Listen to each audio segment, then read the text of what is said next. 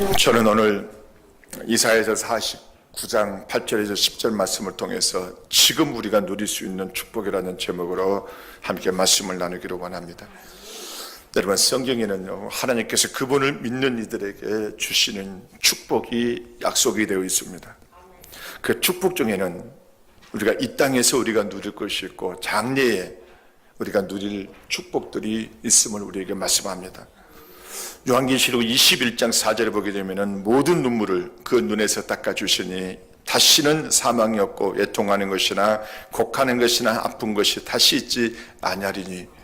여러분, 이 약속은 장래에 저와 여러분들이 주님의 나라 새하늘과 새 땅에서 주님께서 우리에게 주실 바로 축복이고 약속입니다. 여러분, 그러나 주님께서는 우리가 믿는 저와 여러분들이 이 땅에 머무는 동안 또한 이 땅에서 누릴 축복이 있음을 우리에게 성경은 우리에게 수많은 곳에서 우리에게 약속을 내놓으셨습니다. 그 중에 하나가 바로 이사야 49장 10절에 나오는 축복입니다. 우리 같이 다시 한번 보겠습니다. 그들이 줄이거나 목마르지 아니할 것이며 더위와 볕이 그들을 상하지 아니하리니 이는 그들을 긍휼히 여기는 이가 그들을 이끌되 샘물 근원으로 인도할 것임이라. 할렐루야. 여러분, 하나님은 우리가 장래에 우리가 천국에서 우리가 누릴 여러 가지 축복들이 있지만은 그 축복을 그때만 우리가 누리기를 원하시는 것이 아니라 지금 이 순간 저와 함께 이 땅에 머물면서 하나님께서 천국 안에서 누릴 수 있는 그 달콤함을 저와 함께 이 땅에서도 누리기를 주님께서 원하십니다. 그러므로 우리가 주 예수님께서 이 땅에 오시기 전에 우리가 이 땅에 머무는 동안 우리는 그 하나님의 나라 안에 있는 천국에서 우리가 누릴 그런 축복을 저와 함께 이 땅에서도 누릴 수 있도록 주님께서 우리에게 허락해 주셨음을 깨닫는 여러분 되시길 바랍니다. 그러므로 저와 함들은 우리가 이 땅에서 누릴 축복이 무엇인가를 알고 그것을 우리가 깨달아서 이 땅에서 우리가 누릴 수 있는 여러분 되어주시기를 주님의 이름으로 축원합니다. 자, 그렇다면 우리가 이 땅에서 누릴 첫 번째 복이 바로 무엇입니까? 하나님은 그분을 믿는 이들을 줄이거나 목마르지 아니하시겠다라고 하나님께서 말씀하십니다. 여러분, 이사야서 49장 10절 상반부를 보시면은요, 그들이 줄이거나 목마르지 아니할 것임이라고 말합니다. 여러분, 이 약속은 장래에 누릴 약속이 아니라 하나님을 믿는 저반들이 이 땅에 머물면서 우리가 누릴 약속임을 깨닫는 여러분 되시기를 바랍니다. 특히 여러분, 이사야서 49장 8절에 보게 되면은요, 여호와께서 이같이 이르시되 은혜의 때에 내가 내게 응답하였고 구원의 날에 내가 너를 도왔다라고 말씀합니다. 여러분, 지금 우리가 살고 있는 이 시대가 바로 은혜의 시대입니다. 지금 우리가 이 순간이 우리가 바로 구원의 날인 것입니다. 그러므로 줄이거나 목마르지 아니하시겠다는 이 약속은 장래에 우리가 누릴 것이 아니라 바로 우리가 이 땅에 머물면서 주님께서 우리로 하여금 누리도록 우리에게 허락해 주셨다는 것을 깨닫는 여러분 되시길 바랍니다. 자, 그렇다면요, 줄이고 목마름이 바로 무엇일까요? 이것은 바로 바라지만은 만족을 얻지 못하는 것이 바로 줄이고 목마른 것입니다. 여러분, 그러나 줄이고 목마르지 않기 위해서는 우리가 어떻게 해야 됩니까? 요한복음 6장 35절에 보게 되면은 예수께서 가라사대 내가 곧 생명의 떡이니 내게 오는 자는 결코 줄이지 아니할 터이요 나를 믿는 자는 영원히 목마르지 아니하리라고 말씀하고 있습니다. 여러분, 우리는 이 땅에서 우리가 줄이지 아니하고 목마르지 아니하기 위해서는 우리가 줄이지 아니하는 자들을 채울 수 있는 예수님께 나가야 되며, 그리고 우리가 예수님을 믿을 때 비로소 우리는 목마르지 아니하게 되는 것입니다. 여러분, 세상에 있는 것은 잠시 일시적으로 만족할 수는 있지만은 우리의 삶을 영원히 목마르게 할 수는 없습니다. 그러나 여러분, 주님은 우리를 넘치게 할 수도 있으시고 우리를 만족케 할 수도 있으시고 또 우리를 충만하게 채울 수 있으신 분이심을 깨닫는 여러분 되어주시기를 바랍니다. 여러분, 요한복음 4장에 나오는 사마리아 여인을 한번 보십시오. 그는 인생이 목마름을 가지고 있는 여인이었습니다. 그녀에게는 아무리 채워도 채울 수 없는 것이 있었습니다. 그래서 남편을 5시간이나 두었습니다. 아마 첫 번째 남편을 얻어서 그는 채우려겠지만은 첫 번째 남편에게서 그는 채우지를 못했습니다. 그리고 두 번째 남편을 만나서 두 번째 남편을 통해서 채우려겠지만은 두 번째 남편을 통해서도 채울 수가 없었습니다. 그래서 그녀는 세 번째, 네 번째, 다섯 번째 남편을 두었지만 결코 그는 채울 수가 없음을 그녀는 깨달았던 것입니다. 그래서 그녀는 여전히 목말랐던 것입니다. 그러나 여러분, 그녀가 누구를 만났습니까? 예수님을 만났습니다. 여러분, 예수님께서 정말 주님께서 내게 오는 자를 내가 줄이지 아니하고 나를 믿는 자를 목마르지 않게 하겠다라고 말씀하신 그 예수님 앞에 그녀가 나와서 예수님을 믿고 난 뒤에 그녀는 인생의 목마름이 해결됐던 것입니다. 여러분, 이 땅의 솔로몬을 한번 보십시오. 구약이 나는 솔로몬은 그의 지혜는 이름 말할 수가 없었습니다. 여러분, 열왕기상 4장 30절에 보게 되면 솔로몬의 지혜가 동쪽 모든 사람의 지혜와 애굽의 모든 지혜보다도 뛰어난지라. 쉽게 말하면 당대의 솔로몬의 지혜를 따라갈 자가 없었습니다. 그리고 그가 가진 권력은요, 이루 말할 수가 없었습니다. 여러분, 솔로몬이 강에서부터 블레셋 사람의 땅에 이르기까지 와 애굽 지경에 미치기까지와 까지의 모든 나라를 다스림으로 솔로몬이 사는 동안에 그 나라들이 초공을 바쳐 섬겼더라. 쉽게 말하면 당대의 솔로몬 이스라엘 주변에 있는 모든 나라는요, 솔로몬 왕 앞에서 뭐 했습니까? 초경을 바치면서 그들은 솔로몬 왕 앞에서 머리를 조아렸습니다. 이처럼 솔로몬이 가지고 있는 지혜와 솔로몬이 가지고 있는 권력은 끝이 없었습니다. 그리고 또한 그는요, 인생의 수많은 즐거움과 쾌락을 맛본 사람이었습니다. 그는 여자를 거느려 봤는데 한 명을 거느린 것이 아니라, 여러분, 열왕기상 11장 3절을 보게 되면 왕은 후궁이 700명이요 첩이 300명이라. 여러분, 이처럼 막강한 지혜와 권력과 이 땅에서 누릴 수 있는 것은 다 솔로몬이 다 누려봤습니다. 그럼에도 불구하고 그는 가질 것을 다 가져보고 누릴 것을 다 누려보았지만은 그는 여전히 그에게는 만족이 없었습니다. 그러면서 그가 마지막에 뭐라고 말합니까? 바로 하나님을 아는 것이 최고의 만족이라. 할렐루야.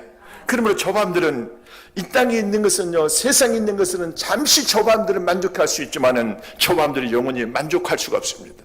그러나 여러분요, 예수 그리스도 안에 우리가 예수님께서 오라고 말씀하시고 주님께서 주님을 믿는 자들을 줄이지 아니하고 목마르지 않겠다라고 말씀하신 그 주님의 그 말씀을 붙들고 우리가 그 문 앞에 나가면 비로소 저반들이 인생에 줄이고 목마름이 끝나게 되는 것입니다. 그러므로 저반들 주님의 약속의 말씀을 믿어야만 되는 것입니다. 주님께서 내게 오는 자는 결코 줄이지 아니하고 나를 믿는 자는 영원히 목마르지 아니하겠다라고 말씀하셨다면 우리는 이 약속의 말씀을 전능하신 하나님, 살아계신 주님께서 이 말씀을 하셨다면 우리가 이 말씀을 붙들어야만 되는 것입니다. 그런데 우리 안에는요, 목마르지 않는 영원한 그리스도의 생명이 우리 안에 있습니다. 여러분, 주님께서 십자가에 죽으시고 부활하신 주님의 생명이 저와 여러분들 안에 있는 것입니다. 우리가 이 생명을 우리가 가진 순간 저와들은 줄이지 않냐고 목마르지 않게 되는 것입니다. 그러나 여러분요, 우리가 이 생명을 가졌음에도 불구하고 여전히 저와들이 세상의 것을 추구하고 우리가 세상의 것을 구한다면 저와들은 세상의 것을 저와들 채울 수 없어서 우리는 목마르게 될 것입니다. 그러므로 저마음들의 세상의 즐거움이나 세상의 기쁨을 추구하고 세상의 것을 우리가 소유하면서 사는 자들 아니라, 그것이 우리를 만족시켜 주는 것이 아니라 그것은 여전히 저마음들을 줄이고 목마르게 할 것입니다. 그러나 저마음들이 우리가 예수님을 통하여 주님께서 내게 주시는 것을 우리가 구하고 주님이 내게 주신 것을 우리가 채우고자 하면 저마음들은 줄이지 아니하고 목마르지 않게 될 줄로 믿습니다. 그러면 저마음들이 이렇게 고백해야만 되는 것입니다. 주님은 나의 만족이십니다. 주님은 나의 기쁨이십니다. 주님은 나의 풍성이십니다. 나는 주님 안에서 줄이지 아니하고 결코 목마르지 않습니다. 초반들이 이렇게 고백하고 정말 주님께서 약속하신 대로 우리가 주님께 나오는 자는 주님께서 줄이지 아니하고 또 주를 믿는 자를 우리 주님께서 목마르지 않게 해주시겠다는 이 주님 앞에 우리가 나가 초반들은 줄이고 목마름을 반드시 우리는 체험해야 되는 것입니다. 여러분, 우리가 이 땅에서 누릴 수 있는 두 번째 복이 바로 무엇입니까? 오늘 두 번째 복은요, 더위와 볕이 우리를 상하지 않게 해주시겠다라고 주님께서 우리에게 약속해 주셨습니다. 여러분, 이사야서 49장 10절 중반부를 보시면은 더위와 볕이 그들을 상하지 아니하리니.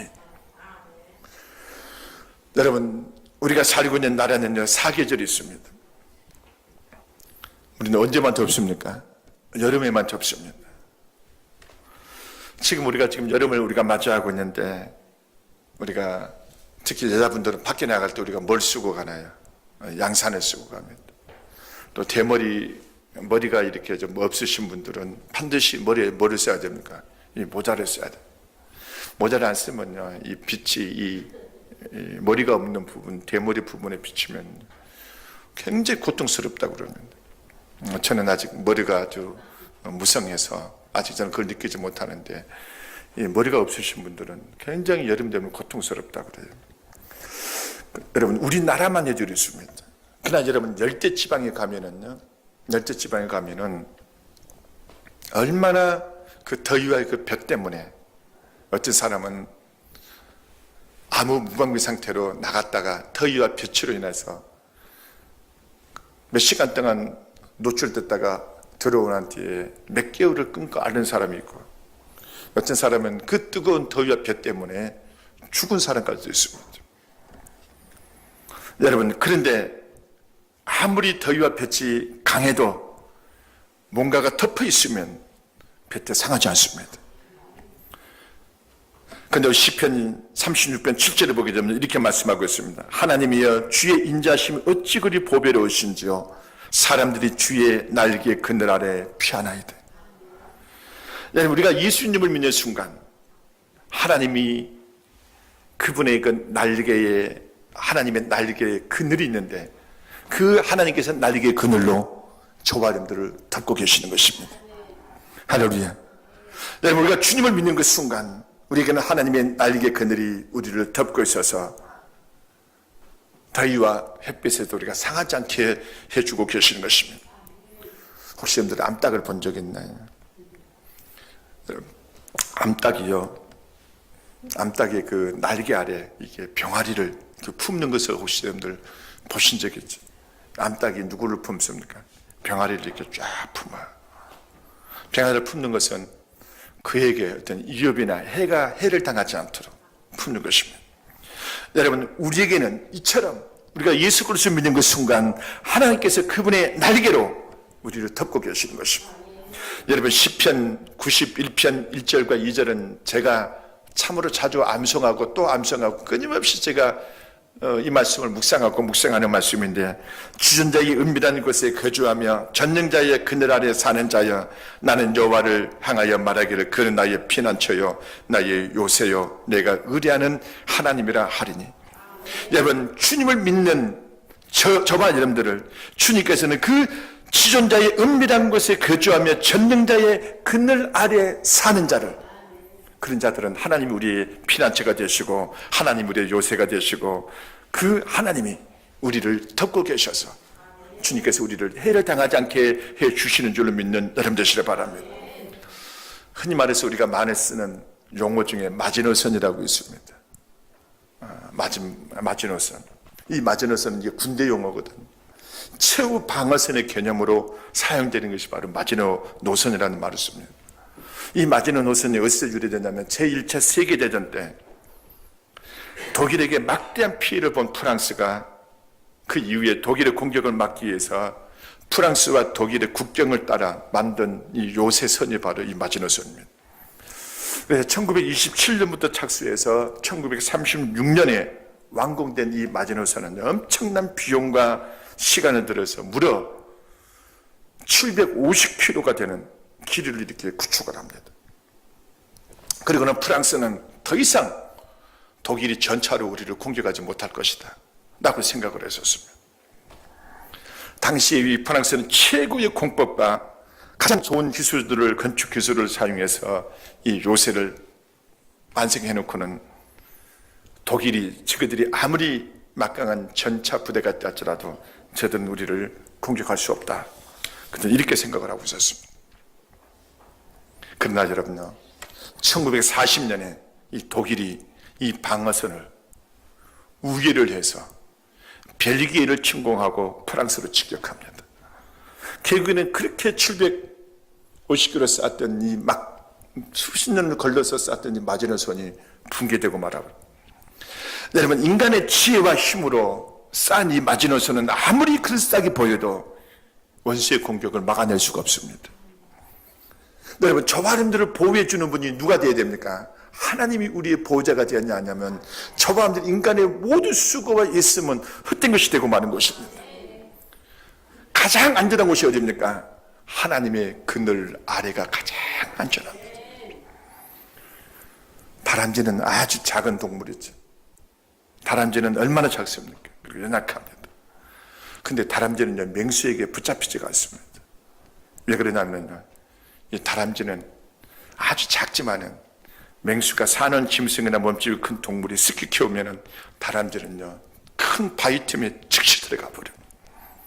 바위 틈에 들어가면은 아무리 사는 짐승과 아무리 큰 동물 할지라도 바위 틈에 들어간 이 다람쥐를 잡아낼 수가 없습니다. 여러분, 저반들은 아무리 원수가 우리를 위협하고 아무리 우리를 공격한다더라도 저반들은 하나님의 날개 그늘 안에 우리가 피하면 그것이 가장 안전합니다. 여러분, 우리가 이 땅에 머무는 동안은 더위와 볕이 우리를 상하지 않게 하면 좋겠지만은 우리에게는 때로는 수많은 폭풍우가 무르치고 원수의 위협을 우리가 당할 때가 있습니다. 여러분, 우리에게 폭풍우가 무르치고 원수가 위협이 찾아올 때 사람들은 두 가지 반응을 보입니다. 어떤 사람은 하나님의 날개가 우리를 덮고 있음을 알고 하나님의 그 날개 아래 피하는 사람이 있지만은 어떤 사람은 그 폭풍우가 치고 위협이 찾아오면 자신의 방법과 수단을 동원해서 그것에서 벗어나려고 몸부림을 치는 사람이 있습니다. 그러다가 지치고 힘들면 더욱더 하나님으로부터 멀어져 갑니다. 여러분, 저 밤들은 어떤 사람이 되어야 됩니까? 우리의 인생에 폭풍우가 몰아치고 어떤 원수의 위협이 찾아올 때 저 밤들은 하나님의 그늘 아래로 피해만 되는 것입니다. 하나님의 그늘 아래가 지존자의 그 은밀한 곳에 거하는 자, 그 하나님의 그 날개 아래에 우리가 거하는 자는 이 땅에서 가장 안전한 자입니다. 우리가 그 날개 아래에 피하면 그 누구도 우리를 해할 자가 없고 그 누구도 우리를 위협한다 할지라도 주님께서, 하나님께서 그 모든 위협으로부터 저반들을 지켜주시는 것입니다. 그러면 사랑하는 성도 여러분이요, 저반들의 인생에 폭포수가 치고 폭풍우가 치고 원수의 위협이 우리에게 찾아올 때 마침 암탉이의 병아리를 품듯이 저밤들은 하나님의 그늘 날개 아래로 우리가 들어가 피하면 주님은 어떠한 상함도 해됨도 없이 저밤들을 지키시고 보호하여 주시는 것입니다. 그리고 저밤들은 이 땅에서 머무는 동안 주님께서 더위와 빛으로 해를 상하지 않게 해주시겠다는 이 주님의 그 축복을, 이것은 저밤들이 장래에 누릴 축복이 아니라 어디서 누릴 축복입니까? 이 땅에서 저밤들이 누릴 축복인 것입니다. 그러므로 여러분요, 우리에게는 하나님의 그늘이, 하나님의 날개의 그늘이 우리를 뭐하고 있다? 덮고 있구나. 하나님께서 여러분들이 믿고 고백하고 내가 피할 것은 바로 하나님의 그늘, 날개 그늘 아래다 라는 것을 여러분들이 깨닫고 늘 주님의 그 날개 아래 내가 피하여 있다는 것을 여러분들이 믿고 의지할 수 있는 여러분 되시길 바랍니다. 여러분, 세 번째, 우리가 지금 누릴 이 땅에서 누릴 축복은요, 하나님을 믿는 이들을 하나님께서는 생물의 근원으로 인도하신다라고 말씀합니다. 자, 따라합시다. 생물의 근원으로 인도하신다. 여러분, 이사야서 49장 10절 하반부를 보시면은 이는 그들을 궁히 여기는 이가 그들을 이끌되 샘물 근원으로 인도할 것이라. 여러분, 샘물의 근원이 누굴까요? 하나님이십니다. 자, 따라합시다. 샘물의 근원은 하나님이시다. 하나님이 자신이 바로 샘물의 근원입니다. 다시 말씀드리면 모든 풍성함과 부유함은 어디서부터 흘러나옵니까? 하나님으로부터 흘러나오는 것입니다. 그래서 시편 기자는 시편 87편 7절에 보게 되면 나의 모든 근원이 내게 있다라고 말씀하고 있습니다. 여러분, 생명도 기쁨도 즐거움도 감사함도 은혜도 부유함도 어디로부터 흘러나옵니까? 하나님으로부터 흘러나오는 것입니다. 여러분, 요한계시록 22장 1절을 보시면은 또 그가 수정같이 맑은 생명수의 강은 내게 보이니 하나님과 및 어린 양의 보좌로부터 나와서라고 말씀합니다.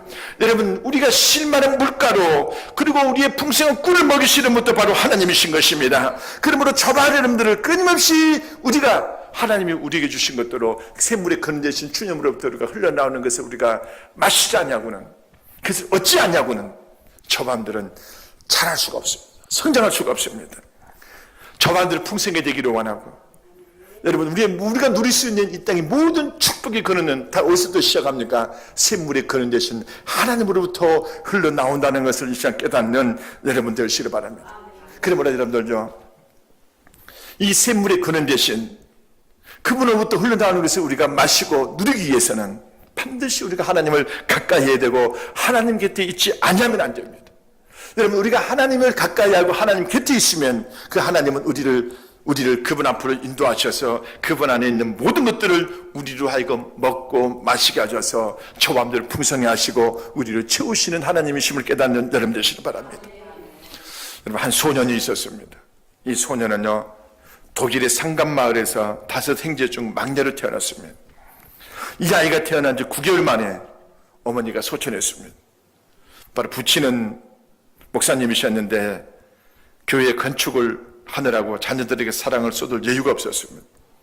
결국 이 아이의 양육은요, 남의 손에 넘겨졌습니다.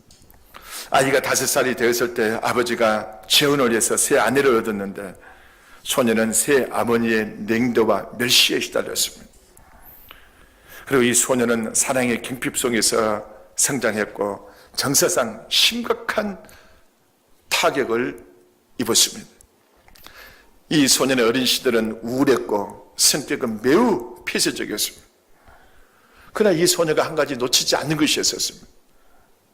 이 소녀는 성경을 묵상하는 것을 이 소녀는 놓치지 않았습니다. 그는 어릴 적에도 끊임없이 그런 환경 가운데서도 이 소녀는 끊임없이 뭘 했습니까? 성경을 묵상하고 하나님 말씀을 가까이 했습니다. 그런 중에 이 소녀가 장성한 뒤에 이 소녀는 한 가지 결심을 합니다. 내가 지금까지 어린 시절에 그토록 고통을 당하고 아픔을 당한 나의 어린 시절 성장을 생각하면서 이제는 더 이상 나처럼 어린 시절을 불우하게 보내는 아이들이 있어서는 안 되겠다, 이런 생각을 불가합니다.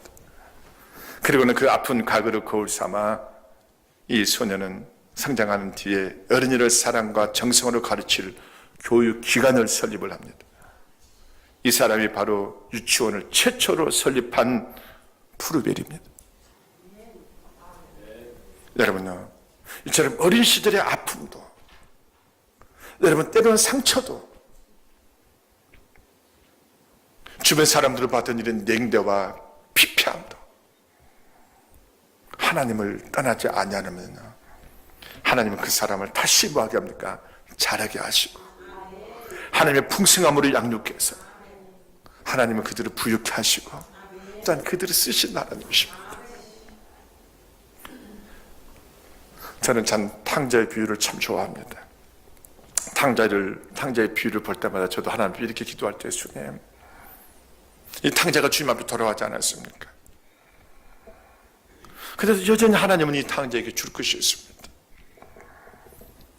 여러분 잘 아는 것처럼 이 탕자를 보십시오. 둘째 아들은 아버지로부터 받은 재산을 가지고 먼 나라로 가서 탕진하고 다 허비하고 아버지 집으로 돌아옵니다. 그때 아버지는요, 어떻게 했습니까? 제일 좋은 옷을 내입히고 손가락에 가락지를 끼우고 발에 신을 신겨서, 그것도 부족해서 집에 있는 가장 살찐 송아지를 잡아 잔치까지 했습니다. 이것은 뭘 말합니까?